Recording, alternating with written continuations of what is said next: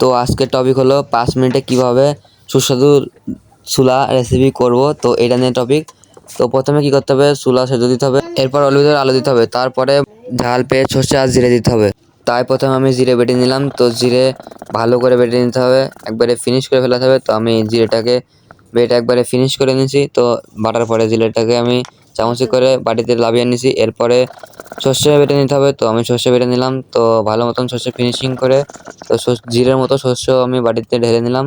তো এরপরে আবার যেটা করতে হবে তো সেটা হলো পেঁয়াজ। তো পেঁয়াজ আবার জিরে আর এর মতো ভালো করে মিক্স করতে হবে। তো ভালো মতন বাটা হয়ে গেলে তো পেস্টটাকেও আমরা লাগাই নিলাম। তো এরপর লাস্টে থাকবে ঝাল। তো ঝালটাকেও বাটতে হবে। তো ঝালটাকেও আমি বেটে নিলাম। তো ভালো মতো ফিনিশ করে বাটতে হবে। তো আমি ঝালটাকে ভালো মতো ফিনিশ করে বেটে নিলাম এবং বাটিতে লাভিয়ে ফেললাম। তারপরে আমাদের ছোলা আছে, ছোলা সেদ্ধ দিতে হবে। তো ছোলা সেদ্ধ দেওয়ার পরে ছোলা সেদ্ধ হয়ে গেলে কড়াইয়ের ভিতরে কড়াই গরম করে ওর ভিতরে মশলা ঢেলে দিতে হবে। মশলা দিতে হবে, একটু লবণ দিতে হবে এবং হলদি দিতে হবে।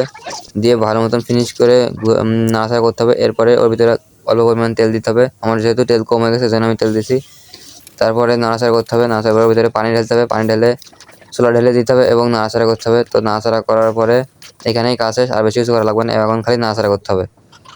তো অনেকক্ষণ নাড়াচাড়া করার পরে কষাতে হবে। তো কষানোর পরে ছোলার ঝোল শুকোতে হবে। তো ঝোল শুকোনোর পরে ছোলা রান্না শেষ হয়ে যাবে। তো দেখতে পাচ্ছেন আমাদের ছোলা রান্না প্রায় শেষ। তো ছোলা রান্নাটা কেমন হয়েছে তো আশা করি ভালোই হয়েছে।